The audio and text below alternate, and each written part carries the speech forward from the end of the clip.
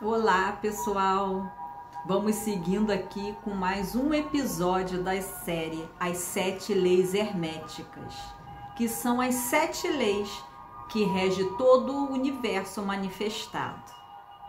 E o assunto do vídeo de hoje ele é muito complexo.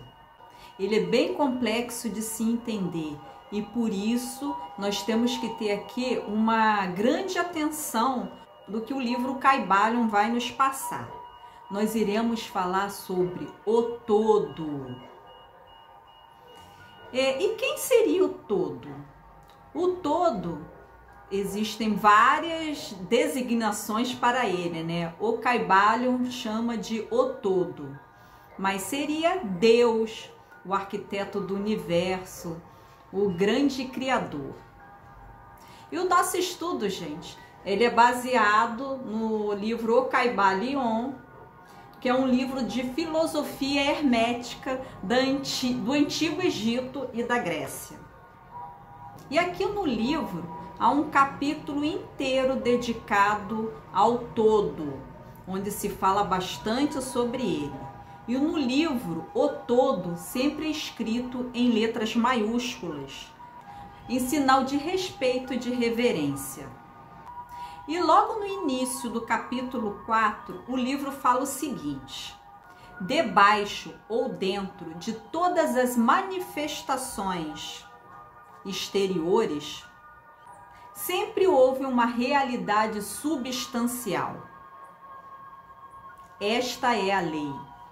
Então guardem bem essa frase que está no livro, porque todo o decorrer aqui que a gente vai falar sobre esse capítulo vai se basear bastante nessa frase. Bom, quando nós aqui, simples mortais, queremos descobrir, entender, compreender o universo, buscar a verdade, nós notamos que nada nesse mundo é permanente. Tudo muda o tempo inteiro. Tudo se transforma sempre, nada está parado. Tudo nasce, cresce, morre. Tudo que tem um ápice acaba logo depois tendo um declínio. Isso é uma lei, é a lei do ritmo. E essa lei nós vamos falar mais a respeito dela mais adiante nos próximos capítulos. E se observarmos com muita atenção, vamos notar que tem algo oculto por trás disso tudo. Como se fosse uma força invisível que move esses ciclos, que são, na verdade, a manifestação oculta de uma realidade substancial. E o Kybalion diz o seguinte: aquele que é a verdade fundamental, a realidade substancial, está fora de uma verdadeira denominação, mas os sábios chamam de o todo.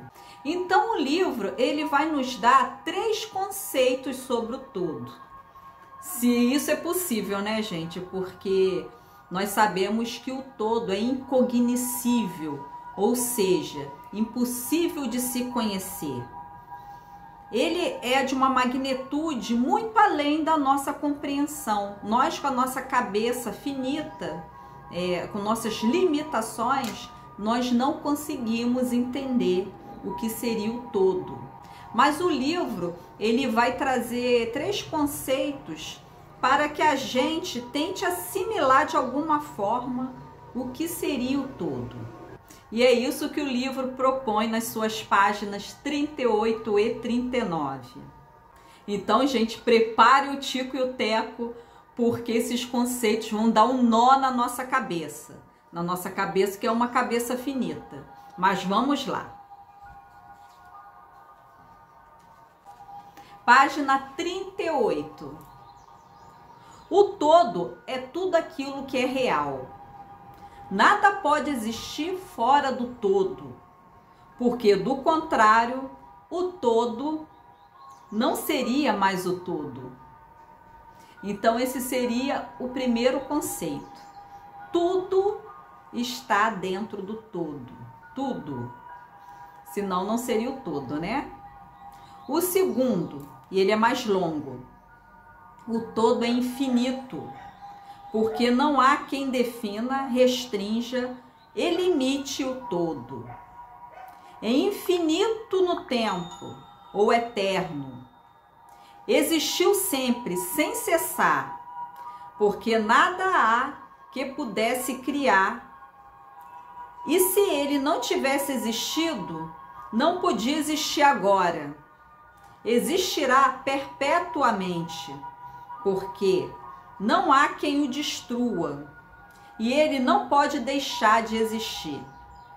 Porque aquilo que é alguma coisa não pode ficar sendo nada.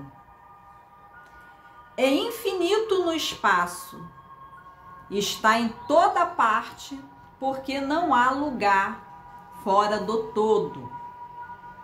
É contínuo no espaço, sem cessação, separação ou interrupção, porque nada há que separe de vida ou interrompa a sua continuidade, e nada há para encher lacunas.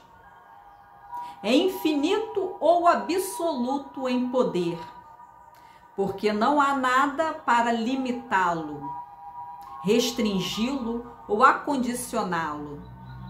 Não está sujeito a nenhum outro poder, porque não há outro poder. Então essa aqui foi a segunda definição, é uma definição bem abrangente, bem complexa.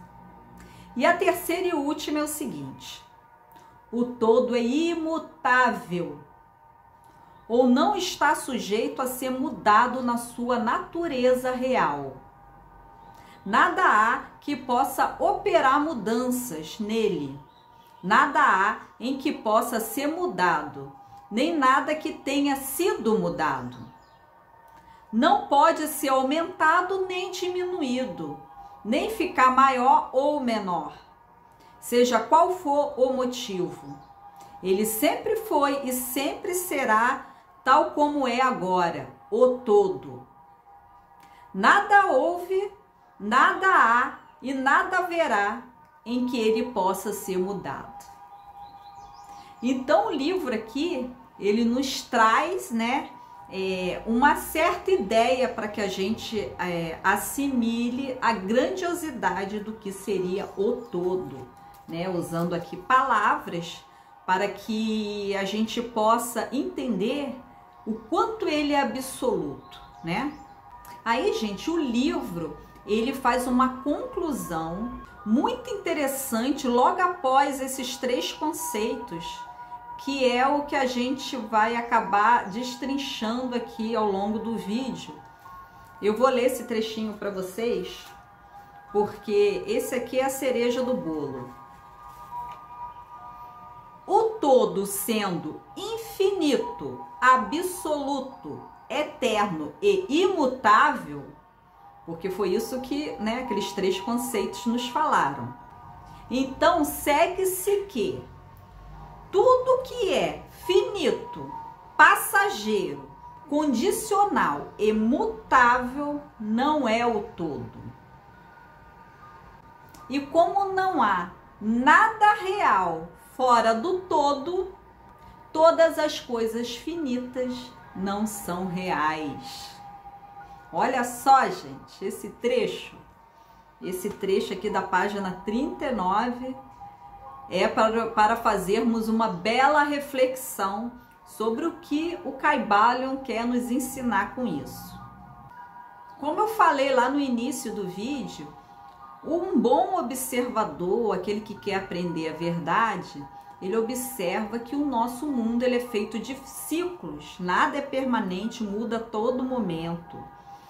Tudo nasce, cresce, morre, o que um dia teve um ápice, depois vem um declínio. As coisas elas são finitas. Então, se o nosso mundo ele é finito, quer dizer que ele não é real? Como assim ele não é real? Tudo isso aqui não é real? Porque o real é tudo aquilo que é infinito, absoluto, eterno e imutável. E o nosso mundo é o contrário disso. Então, o que a gente vive não é uma realidade? E isso, gente, nós podemos fazer uma bela reflexão sobre essa afirmação. E vamos lá para os ensinamentos do Oriente. Os indianos falam que esse mundo é Maya. E Maya em sânscrito quer dizer ilusão. Então, tudo que nós vivemos aqui seria uma ilusão. Seria apenas uma experiência para que a gente expanda a nossa consciência. Que o objetivo real de tudo isso que nós vivemos aqui, nessa existência terrena, é apenas para expandir a consciência. Os próprios indianos ensinam que nós não temos nada, tudo que nós temos aqui é emprestado. E a gente pode refletir isso no momento da morte.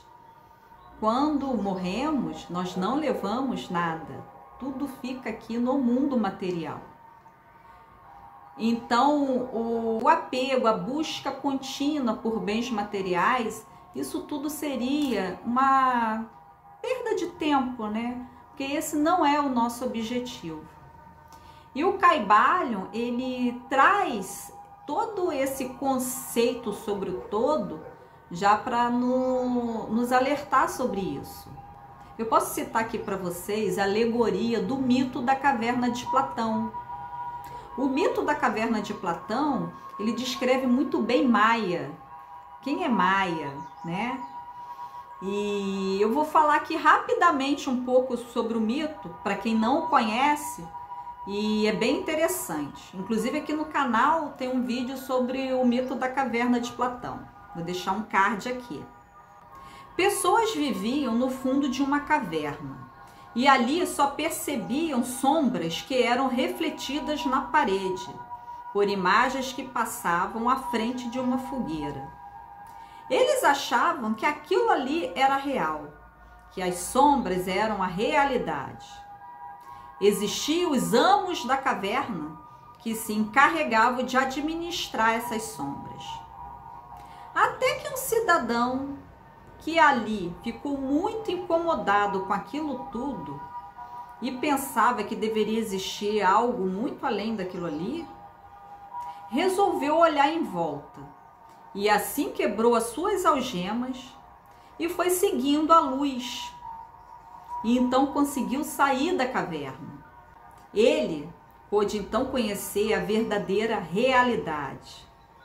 Que o mundo não eram apenas aquelas sombras, que o mundo era algo extremamente maior que aquilo tudo. A caverna, gente, é Maia. Então nós podemos concluir aqui com essa história de Platão que se o todo ela é a realidade, a manifestação seria sombras, né? Seria um reflexo do todo. Então é algo que não é real, é um reflexo do todo. Não existe sombra sem corpos que a projetem. Então, podemos dizer que o nosso mundo seria um pálido reflexo de um mundo real. E, gente, pegando esse gancho, eu vou ainda mais longe, porque os Vedas nos ensinam o seguinte: os Vedas são as escrituras sagradas do hinduísmo.